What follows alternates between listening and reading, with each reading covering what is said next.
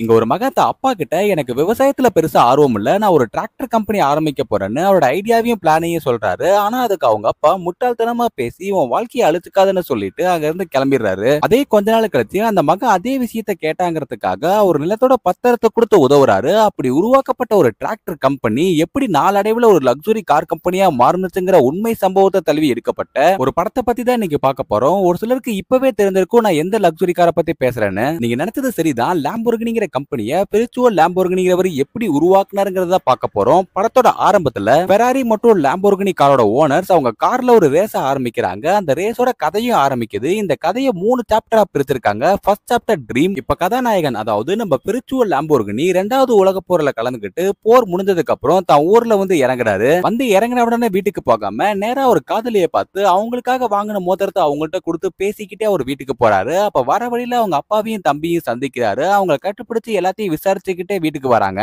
Hero போர் முடிஞ்சு ரொம்ப நாள் கழிச்சு வீட்டுக்கு வந்ததால அவங்க அம்மா நிறைய சமைச்சிட்டு இருக்காங்க. அப்ப தோட்டத்துல ஹீரோவா அவங்க அப்பாவும் பேசிட்டு இருக்காங்க. அப்பதான் ஹீரோ அவரோட ஐடியாவையும் பிளானையும் சொல்றாரு. என்னால இப்ப மார்க்கெட்ல இருக்க விலையை விட கம்மியான செலவுல ஒரு பவர்ஃபுல்லான டிராக்டரை உருவாக்க முடியும். அது மூலமா நமக்கு நல்ல லாபமும் கிடைக்கும்னு சொல்றாரு. ஆனா அவங்க அப்பாவுக்கு அதுல பெருசா நம்பிக்கை இல்ல. இருந்தாலும் நம்ம ஹீரோ தன்னம்பிக்கையோட ஒரு காதலியை கல்யாணம் பண்ணிக்கிட்டு நண்பனோட சேர்ந்து நகரத்துல தங்கிட்டு டிராக்டரை உருவாக்க தேவையான பணத்தை சம்பாதிக்க அவங்கள்ட்ட இருக்க ஒரு காரை மாடிஃபை பண்ணி அங்க நடக்கிற ஒரு ரேஸ்ல கலந்துக்கிறாங்க. ஆனா அதுல அவரால் ஜெயிக்க முடியல. அதுக்கப்புறம் என்ன பண்றதுன்னு தெரியாம அப்படியே ரோட்ல நடந்து போயிட்டு இருக்கப்ப ஒரு பேங்கை கிராஸ் பண்றாரு. உடனே அவர் அவங்க அப்பாவை போய் சந்திக்கிறாரு. அவங்க அப்பாவும் பையன் ரொம்ப நாள் கழிச்சு வீட்டுக்கு வந்ததால என்னப்பா எப்படி இருக்க, அவரோட ஒய்ஃப் எப்படி இருக்காங்க எல்லாத்தையும் விசாரிச்சுட்டு கடைசியா பணம் ஏதாவது வேணுமான்னு கேக்குறாரு. அதுக்கு நம்ம ஹீரோ ஆமாப்பான்னு சொன்ன உடனே அவங்க அப்பா ஒரு பர்ஸ் எடுத்து அப்படியே ஒரு பையன்ட்ட கொடுக்குறாரு. ஆனா ஹீரோ எனக்கு இது பத்தாதுப்பா, என்கிட்ட டிராக்டர் கம்பெனிக்கு ஒரு ஐடியா இருக்கு, அது கண்டிப்பா ஒர்க் ஆகும், நான் கண்டிப்பா உங்க பணத்தை திரும்ப கொடுத்துறேன்னு சொல்றாரு. அதை கேட்ட உடனே அவங்க அப்பா அமைதியா ரூமுக்கு போய் அவங்க நிலத்தோட சில பத்திரங்களை கொடுக்கறாரு. அப்படியே கட் பண்ணா ஹீரோட மனைவி அந்த பத்திரத்தை திருப்பி தந்துருங்க, நம்ம வேற ஏதாவது முயற்சி பண்ணலாம்னு சொல்றாங்க.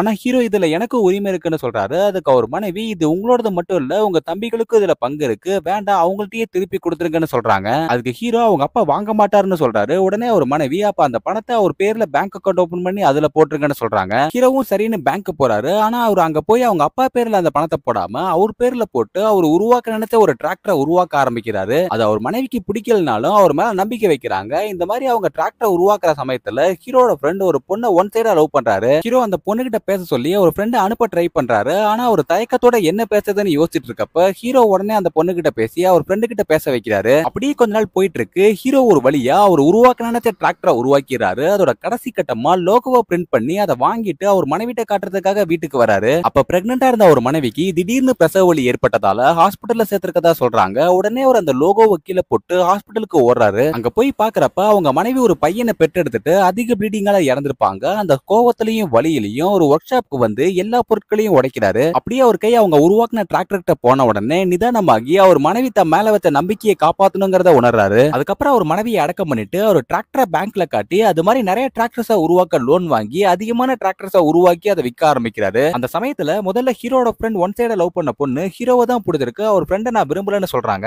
இதனால ஹீரோக்கும் அவர் ஃப்ரெண்டுக்கும் மனக்கசப்பு ஏற்படுது. அதனால ஒரு ஃப்ரெண்ட் கம்பெனில இருந்து 25% மட்டும் ஷேர வாங்கிட்டு அவரை விட்டு போயிடுறாரு. ஆரம்பத்துல இருந்து கூட இருந்த நண்பன் தன்னை விட்டு பிரிஞ்சதுக்கு அப்புறம் முதல்ல தருமாறினாலும் அதுக்கப்புறம் அவரோட தன்னம்பிக்கையோட கம்பெனியை பெரிய அளவுல உயர்த்துறாரு. இங்க இருந்து தான் சாப்டர் 2 ஆரம்பிக்குது, தி கோல்டன் இயர்ஸ். அதாவது டிராக்டர் உருவாக்கிட்டு இருக்க கம்பெனி கார் உருவாக்குற கம்பெனியா மாறுது. ஒரு குறிப்பிட்ட வருஷம் கழிச்சு அவர் டிராக்டர் கம்பெனியை ரொம்பவே பெருசா உருவாக்கி இருக்காரு. இன்னொரு பக்கம் அவருக்கு ப்ரொபோஸ் பண்ண பொண்ணை கல்யாணம் பண்ணிருப்பாரு. அவருக்கு பிறந்த பையன் பெருசா வளர்ந்திருப்பான். எல்லாமே நல்லா போயிட்டு இருக்கு. அப்ப அவர் யூஸ் பண்ற ஃபெராரி கார்ல அவருக்கு கிளட்ச் பிளேட்ஸ்ல பெருசா திருப்தி இல்ல. அத ஃபெராரி கம்பெனியோட ஓனர்ட்டியே சொல்றாரு. உங்களோட எல்லா மாடல் கார்ஸ்லயும் கிளட்ச் பிளேட் மட்டும் கொஞ்சம் சொதப்பலா தான் இருக்குங்கிறத சொல்றாரு. அதுக்கு ஃபெராரி கம்பெனியோட ஓனர் முதல்ல உன் டிராக்டரை ஒழுங்கா பண்ணுன்னு சொல்லிட்டு அவரை மதிக்காம அங்க இருந்து கிளம்பிடுறாரு. இங்க இருந்து தான் கதையே சூடு பிடிக்க ஆரம்பிக்குது. ஏன்னா ஹீரோ அவருக்கு ஒரு நல்ல பாடத்தை சொல்லி கொடுக்கணுங்கிறதுக்காக அவருக்கு தெரிஞ்ச பெஸ்ட் இன்ஜினியர்ஸை கூப்பிட்டு ஒரு காரை உருவாக்கணும்னு சொல்லி அவரோட ஐடியாவை ஒரு டிராயிங்கா காட்டுறாரு. ஆனா வந்த இன்ஜினியர்ஸ் அந்த டிசைன்ல ஒரு லக்ஸுரி காரை உருவாக்குறது ரொம்பவே கஷ்டம், ஆனா பண்ணலாம்னு சொல்றாங்க. அதுக்கு ஹீரோ இதை நம்ம 6 மாசத்துல உருவாக்கி ஜெனிவா ஈவென்ட்ல ஷோ பண்ணணும்னு சொல்றாரு. அதுக்கு அவங்க வாய்ப்பே இல்லைன்னு சொல்றாங்க.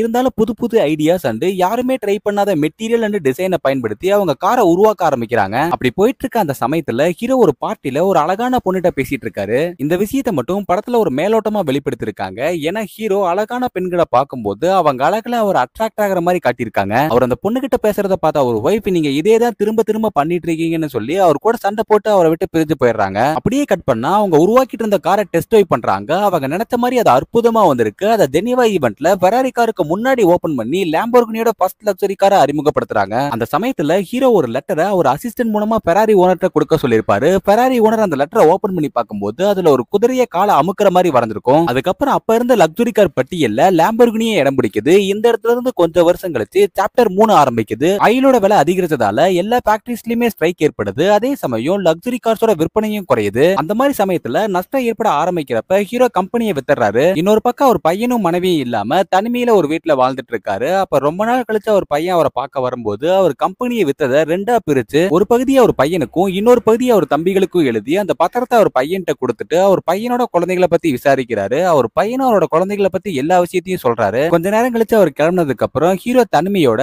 ஒரு வீட்டையும் தோட்டத்தையும் சுத்திட்டு ஒரு கார் எடுத்து அவர் டிரைவ் போறாரு. அதோட இந்த Lamborghini the man behind the லெஜண்ட்ங்கிற படத்தை முடிக்கிறாங்க. எனக்கு பர்சனலா இந்த படம் ஒரு வாழ்க்கையோட முக்கிய பகுதிகளை மட்டும் எடுத்த மாதிரி ஒரு ஃபீலை கொடுத்துச்சு. அதுக்குன்னு இந்த படம் ஓகே இல்லைன்னு சொல்லல, நல்லா இருந்துச்சு. அந்த ஒரு ஃபீல் படம் முடியறப்ப இருந்துச்சு. உங்களுக்கு எந்த மாதிரியான ஒரு ஃபீலிங் இந்த படம் கொடுத்துச்சுங்கிறதையும் இனி இந்த மாதிரி பயோபிக் மூவிஸை பத்தி நம்ம சேனல்ல பேசலாமாங்கிறதையும் மறக்காம கமெண்ட்ல சொல்லுங்க. உங்க கமெண்ட்டை பொறுத்து உங்களை அடுத்த வீடியோல சந்திக்கிறேன்.